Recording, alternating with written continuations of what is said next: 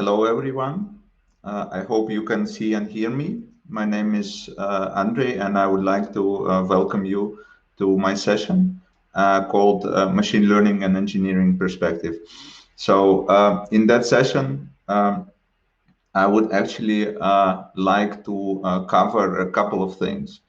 And so this is kind of a dev conference, and I thought about how do we kind of blend the software engineering and machine learning? How do we demystify a little bit what machine learning really is? And I believe that machine learning is an engineering discipline, and so by the end of this talk, you will learn, or you will get my perspective of why software engineering is still relevant, and it's actually more important for machine learning. So how do we define and measure the maturity of our processes at Flow? So I work at Flow, and we're going to use our insights and experience through this talk. And third is how do we can actually improve machine learning just focusing on engineering. So in short, I think this talk kind of supposed to blend these two disciplines and actually illustrate that it is effectively in machine learning, software engineering plays a very important and big role. And so a little bit about Flow, just to set up the context. Flow is health and well-being app, and we are supporting women throughout their actually life through different stages. And in reproductive life, a woman goes through many stages. From the age of like 18 to the 45, and Flow is actually supporting women throughout that reproductive life stages. We have around about 180 million installations, so it's pretty big. We are number one in health and fitness category, and we serve, I mean, you can see some stats, but basically we are approaching 40 million monthly active users, so we have really huge user base worldwide that we serve from our app. So technically, Flow, as I said, it's an app, but actually underneath it's quite complex, ecosystem with many services, and a lot of that is actually also ML enabled. So I try to put like this definition of that machine learning is everywhere at Flow. So everybody is unique, right? So every woman is unique, and we try to build that personalized experience for every user.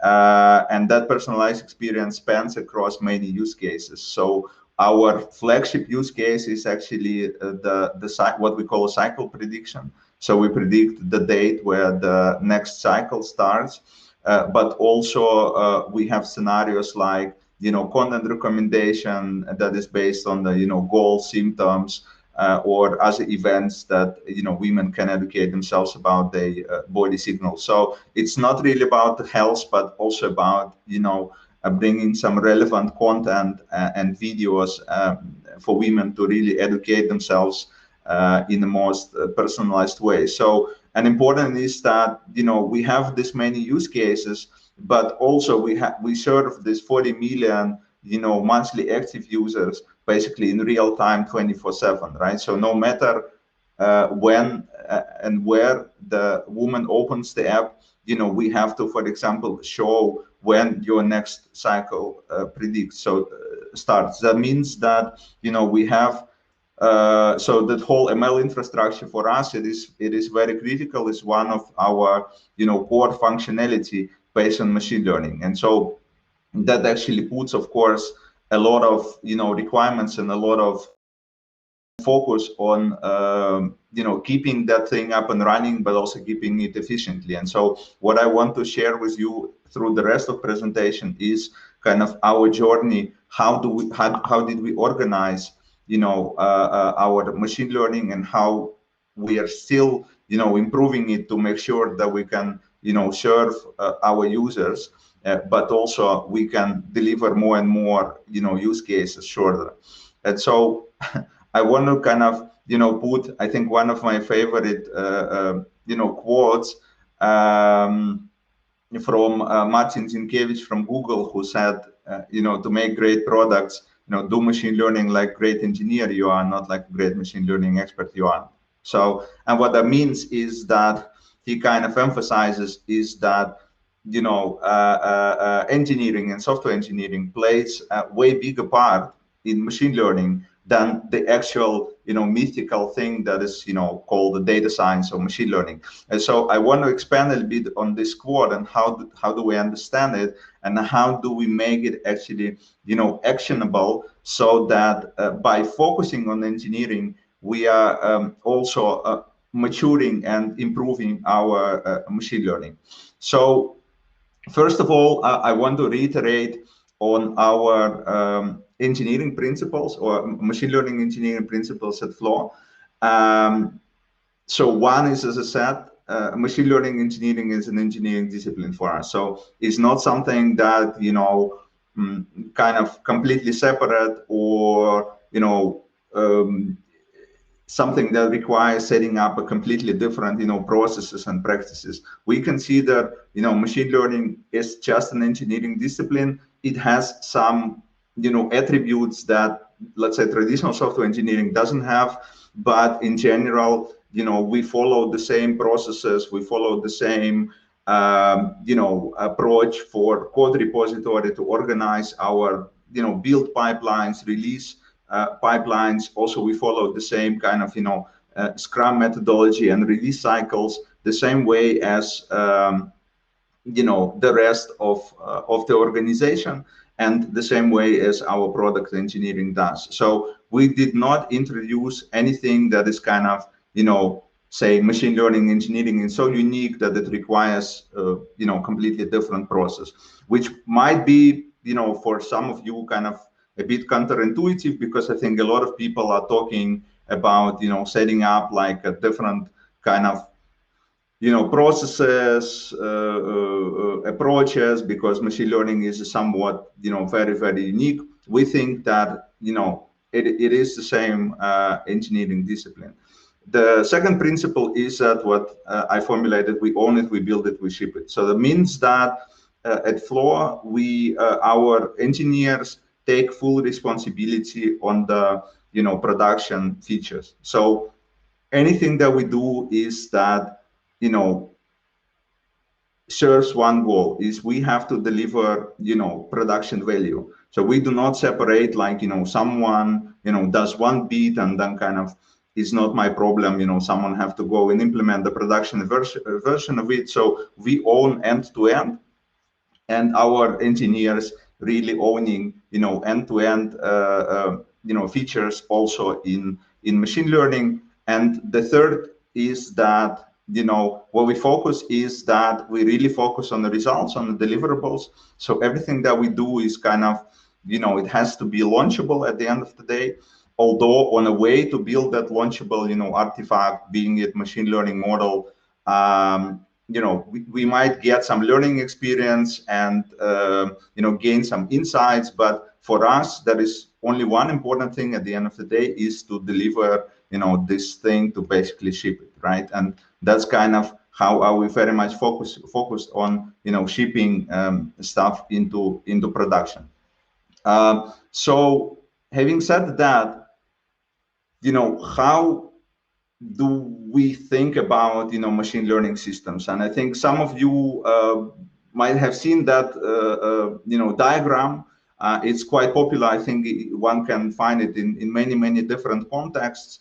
And this diagram is actually from the pretty, known paper called Hidden Technical Depth in Machine Learning Systems from Google. So I put a reference here. You can kind of download it later and read. If you didn't, I highly recommend. But what it actually says is that, if you look at the composition of real world machine learning system, very small part of that system is actually about, machine learning code itself, right? So it's, spans from, data collection, verification, feature extraction, resource management, infrastructure, monitoring, all of that stuff. And so kind of,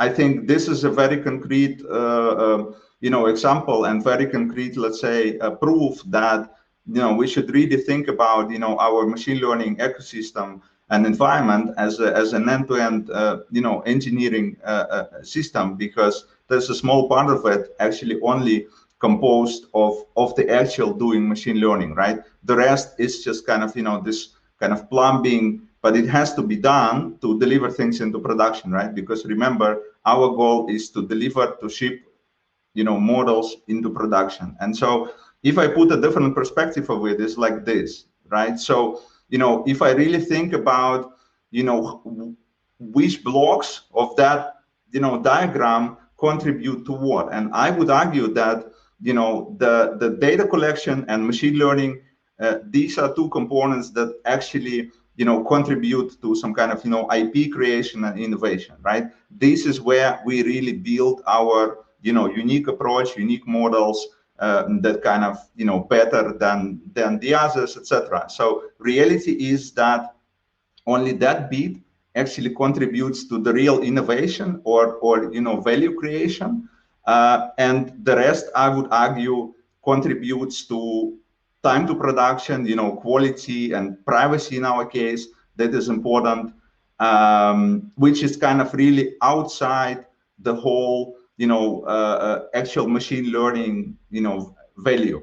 But again, as you see, it's way bigger ecosystem, right? So and it has to be done to really make sure that our value, our IP, actually gets really delivered, right? So, and this is again back to my point, to really deliver the actual innovation, or some people call it like from 0 to 1, right? So you have the kind of machine learning engineers and kind of people from with PhD, smart guys developing these algorithms, but reality is that in that ecosystem they only take that amount, and the rest is actually required to ship that IP and that value into production, right? And so basically it kind of reminds this, right? So the 80-20 rules still applies, because 20% of focus kind of generates kind of 80% of the results. And I think back to this diagram, this is exactly my point, is that you have to organize this end-to-end system to be able to deliver the core IP, the core value that you build into production, because our focus is always about production value. And so how, if that all holds, right, some kind of conceptually, I think we have motivated that we need to focus on this end-to-end machine learning system, but how do we organize it? Like, what concretely needs to be done? And so how we do this is the following. In our organization, our engineering actually organize in in so-called value streams. And I think that taxonomy is, for many of you, is familiar. So value stream is basically, we have 3 value streams. One is health, which is focusing on our core experience, things around health.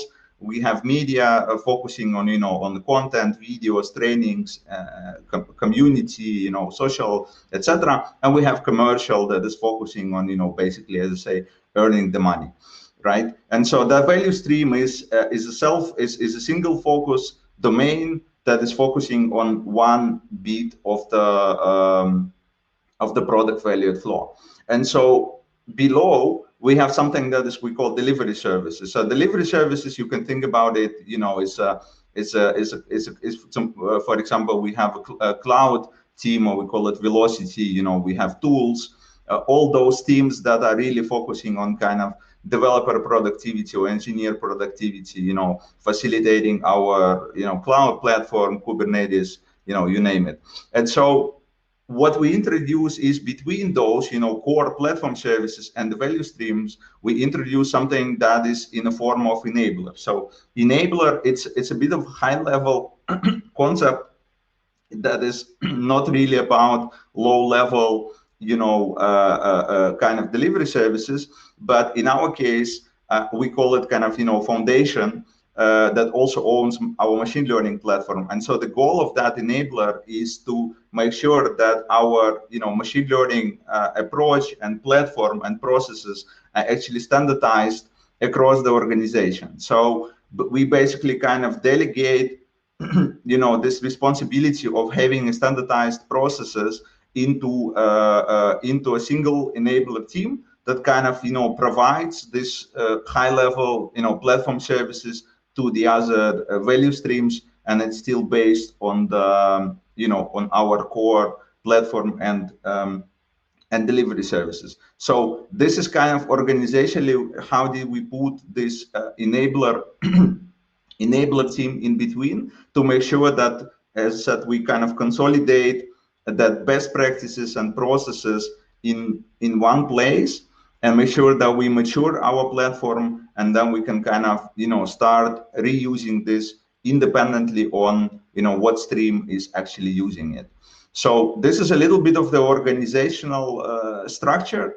And so next topic is how do we kind of measure the maturity of that system. And so here I wanted again talk about a couple of things. So one is that this is a little bit internal, and actually this slide I literally took as is from our OKR planning. So what we do is we work using objective key results, so OKRs principle, and there is always kind of a top level objective, and then we have these key results that we define, and then working towards achieving them. And so one of our top level objective in that space is that to have something that we have exceptional ML processes and practices.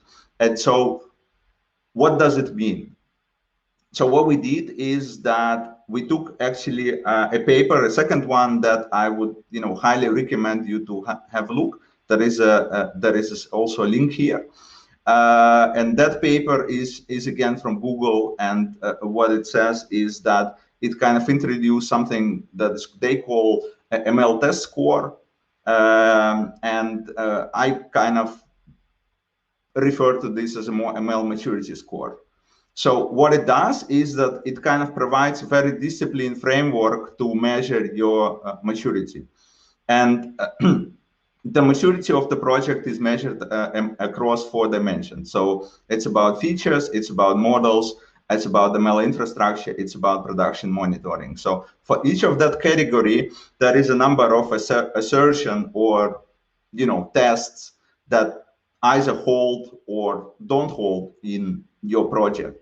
And so basically what we do is that we run our project through that list of tests, and then we can kind of assess, do we, for example, have unit tests for feature creation, or do we have unit tests for models? And then we kind of rank yes or no. And then at the end of the day, depending on how many yes or no we have collected, we have they have introduced this kind of levels from 0, so it's more of a research project, and up to more than 5, exceptional level of automation and testing and monitoring. And so what we say is that no matter what is our starting point, right, we aim to reach level 5 that is called kind of exceptional.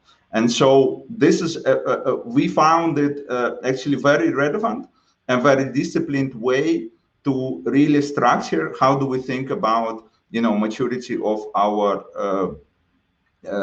platform and our project. Because if our platform kind of enforces and stimulates this this maturity level, so that means that every project that is gonna be standardized on top of that platform, it will kind of automatically satisfy these criteria. And so I highly recommend to have a look into this paper, because we found it very, very useful, and we have almost adopted it with a little change. So I have it here to kind of um, to cut, sorry, this was the original one, right? Hidden technical debt. And so actually this kind of, famous diagram is that to kind of illustrate what it says is a fraction of real world system composed, right? Requires routing infrastructure in ways and complex. So this is kind of the original, paper that really kind of discovered that, that phenomena, if you will, or something that might be kind of counterintuitive. And the second one is about this test score, or called maturity score. And so what it actually says is that, it compares the kind of traditional system, of kind of testing and monitoring. You have a code and you have a running system, and it introduces this, machine learning based system, which is kind of, I wouldn't say it's complex, but it kind of breaks it down into different parts and then says, you need to ensure this, this, and this to really have, this assertions hold, right? And so it talks about, for example, test for features and data. And so it has a very clear, definition. For example, feature extraction and captured in schema, all features are beneficial, etc. And then kind of it provides a rating for each of the test. And in the same way, it has, tests for actual model development. It has tests for infrastructure, and it has tests for monitoring. So 4 categories, and kind of, every category has its own list of tests or assertions that have to hold to make sure that it satisfies, or it gets kind of 1 point in this rating.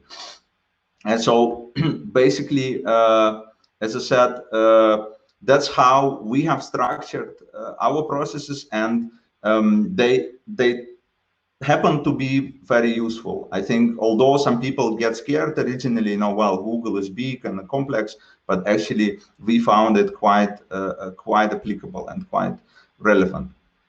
And so, having said that, right, it is still some kind of, a high-level framework to, structure and, measure this maturity. But like, how should we kind of, what should we do? How our platform should be designed and engineered to actually support this, these assertions, and to make sure that, our projects do satisfy them. So here I wanted to focus a little bit on this diagram, and tell a little bit of probably a longer story. I think the full details they would go beyond the scope of this talk, and there are many kind of specialized talks and content about kind of MLOps and putting machine learning into production. But basically for us, I think it was quite important, way of thinking, and a quite important kind of decomposition of our workloads and pipelines. So what we say is that we need something that is called feature store. A feature store, you can think about it as kind of effectively like a data warehouse for machine learning features, right? It's a little bit more than this, but effectively I think on that level of abstraction, it's something that kind of stores all of the features that are being created as a result of this kind of DataOps pipeline. So where we have data engineers building data transformations, and a result of that transformation is a feature store that is populated with the features that are then being consumed by machine learning engineers, and go through the kind of MLOps CI/CD pipeline, and then end up in being machine learning models. So for us, this feature store is a kind of a corner, is a key component that separates these two workflows. One is, as I said, the actual creation of the features, right? And in our case, we use we are in AWS, so we use a bunch of AWS data services, like analytical store is Presto in our case. We have Postgres as an operational store, and we have S3. So effectively, these are kind of the sources for our features, and then we run a bunch of pipelines and that we call like feature as a code. So every pipeline and this is a separate kind of function that kind of creates these features, and they run on Spark cluster. But these are probably too much detail. So for that talk, kind of what I wanted to say is that I think that was for us and is the kind of the high level diagram that allows us to really focuses on these granular bits, and then make sure that each of that bit is satisfying those maturity criteria that I talked about earlier. So for example, if we say every feature creation should be covered with a unit test, so obviously then we look and say, hey, okay, where could we kind of plug this unit test, right, or data quality test? So and we would definitely plug them somewhere towards the end of the pipeline. So when the data gets created and the data gets stored in the feature store, we can kind of run data quality tests or unit tests, whatever you call them, to really make sure that the quality of those features kind of satisfying us, right? So this is a DataOps. The MLOps part, again, I think there are also some talks at this conference, but obviously there are a lot of stuff out there specifically about the MLOps details, but it's all about them taking these features out of the feature store and kind of training machine learning models, and then at the end of the day we have set up something that is called a model repository, right? Things like MLflow, for example, they support it. So actually it's a repository where our models are being stored and versioned, and so at the end of the day we use that model repository then as a source from which we kind of deploy the models into production, right? So effectively data, then the feature pipelines, then our engineers build the model, we do this typical train validate kind of phase, and at the end of the day then each model stored in the repository, and then kind of we can pick the version that has like better accuracy or something like that, and then we would deploy this model into production. So to sum up on this one, effectively, I think in one word, what I would say is for us, the bigger enabler to kind of really break that kind of, still quite complex machine learning, pipeline was something that's called a feature store. And going a little bit again off the presentation, what I would suggest is for you as a starting point, there is a good I think website that was actually a starting point for us at some point. Is called featurestore.org, and so it basically really talks about what is a feature store, talks about some instances of the feature stores, both kind of commercial and open source and proprietary, and so kind of it has this comparison of the feature store. So I would highly kind of recommend to have a look at this website, because it was quite central for us to really understand this feature store concept, as it helped to really break this whole kind of pipeline apart and make sure that we focus on this DataOps, MLOps part, and kind of feature store as a glue between them. It also normally they bring some other features, but I would probably, it would be too detailed for this talk. But kind of the summary from this slide is, I think feature store was the key component for us to make sure that we support our whole kind of pipeline. And as I said, if you look at this, back to my point about the engineering, right? There is nothing that much specifically about machine learning here, right? This is all, if software engineer would look at it, which I guess, most of you are, like, you would kind of say, hey, but there is nothing like unique, right? We have the same, kind of features of code, the same approach that we commit the code, they run on the data pipelines. We have a single source of truth, right, which is kind of called the feature store here. And then we have, this, again, automated pipeline that kind of, trains a model, stores them in the repository, and then we can deploy it, right?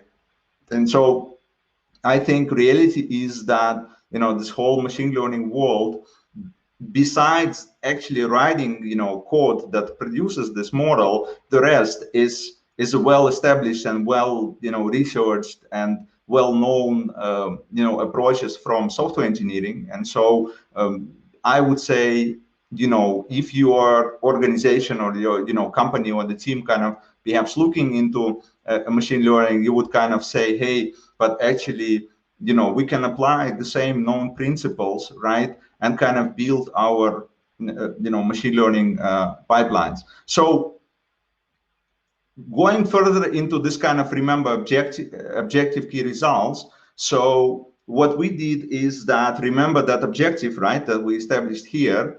And so we applied this this method to really assess our maturity. And so actually, I wanted to share like the 3 key results that we have formulated that we have to set up or to make sure that we have achieved them to really have this kind of baseline of a standardized platform. So one is what we do is we want to really measure the median time to engineer new features, right? And we put 1 hour here. I think it's some kind of, use case specific and company specific, but often, feature engineering, it takes, days and months.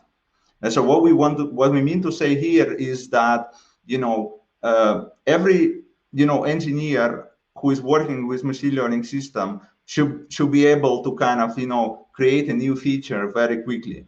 And to do that, what we did is then, we ran a selection process and we picked up the feature store that kind of, satisfied us, and we put it in production. And so feature store for us was an enabler that enables our engineers to build new features quickly. The second key result is what we wanted to say is that, and this is something that ML specific, is that, the median time of access to required resources is constant. So basically for training, engineers require often quite, large compute instances, quite specialized compute instances, often with a GPU. And so for us, we didn't want to make it a blocker, right? So we started at some point, some years ago, there've been several EC2 machines that were kind of shared across engineers. And if one engineer runs, 12 hours, training code, then the second one is kind of waiting, right? So we want to eliminate this waiting time. And so what we did is we focused on setting up a cloud IDE with GPU instances. So Cloud IDE, that's our kind of internal name for something that is technically implemented as effectively, we have a Jupyter Hub running in the cloud, and then we have Visual Studio Code that is kind of connecting remotely to this Jupyter Hub. And so we can have, the same local experience with a normal IDE. We have quite degree of adoption of Visual Studio Code. It's open source and free.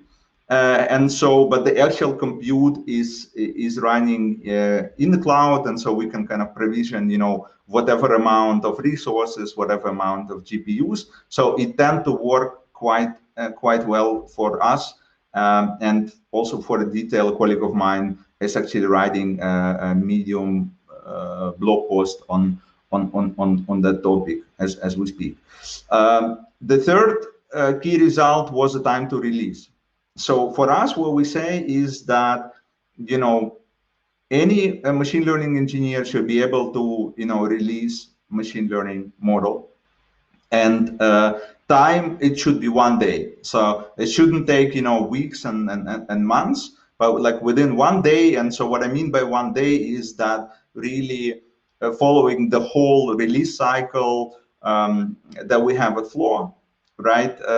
Because for us, like releasing a new product feature is a little bit more, complex than just, pushing things into, prod. And so kind of we took, okay, 1 day for a new model, and there should not be like any external help needed for machine learning engineer to, release a model. And so as activities to kind of facilitate that, we had to set up, a model registry, experiment tracking.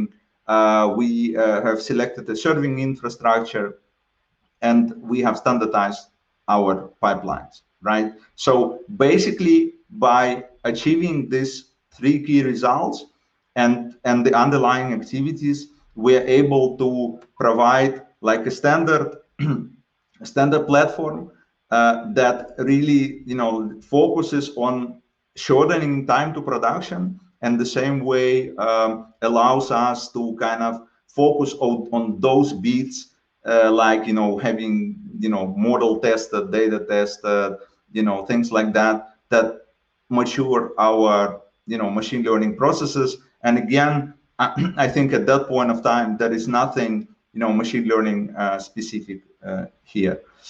And by the end of my talk, I wanted to give you some, numbers, where we are and how it kind of worked, right? Because so one can ask, why should we focus on that, and why this is important?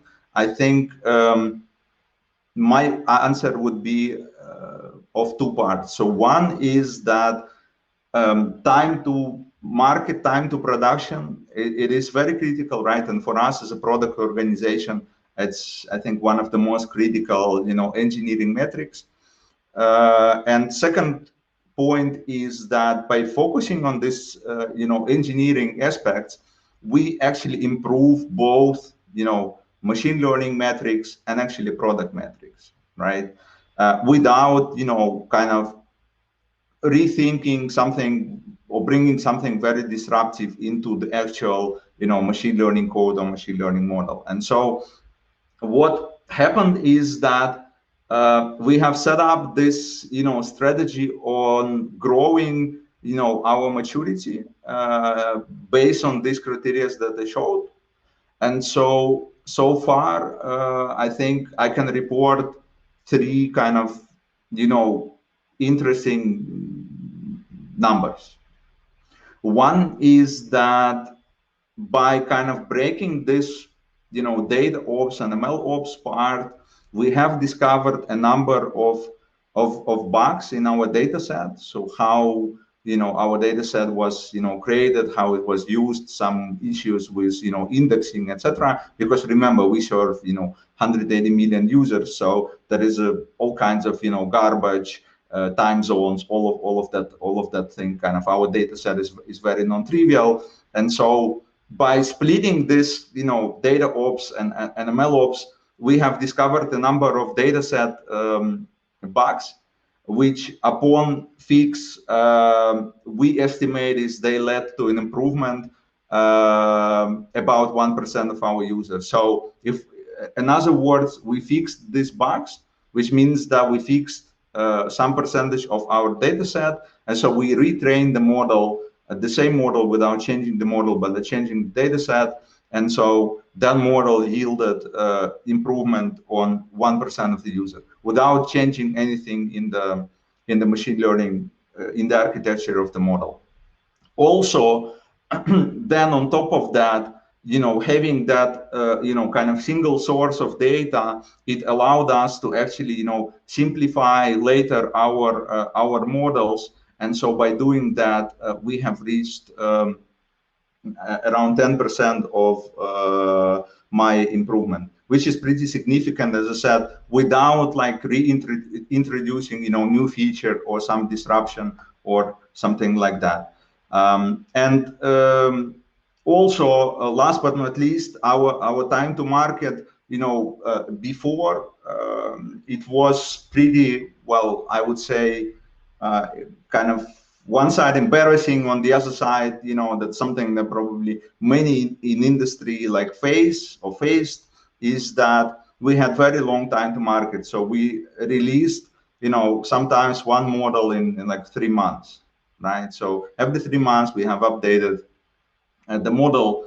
So now we do actually 2 releases a month, and that kind of corresponds to our sprint, cadence. So we have 2 weekly sprints. So by the end of this, every sprint, we're able to release a new model. So that kind of, again, just by focusing on kind of this, bringing this structure without changing anything, conceptually as to how do we develop the actual models, by focusing on this kind of 80% of the plumbing around, we have significantly improved time to production. And as I said, we are not yet there still, because we want to be able to kind of really release every day, and not even every sprint. But I think the dynamic was very significant, and that's something that kind of at the end of the day allows us now to plan more, experiments and more features. So that was more or less what I wanted to share. Thanks a lot. We have some time for the questions, and I'm open for the questions. Thank you. I think you can use chat to formulate your questions. I wait a little bit.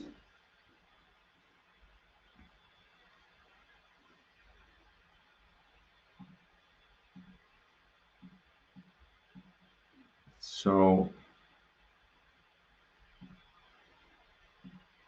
I think if no questions, then thank you very much. Thanks a lot for attending this talk, and I hope you enjoy the rest of the conference. Thank you.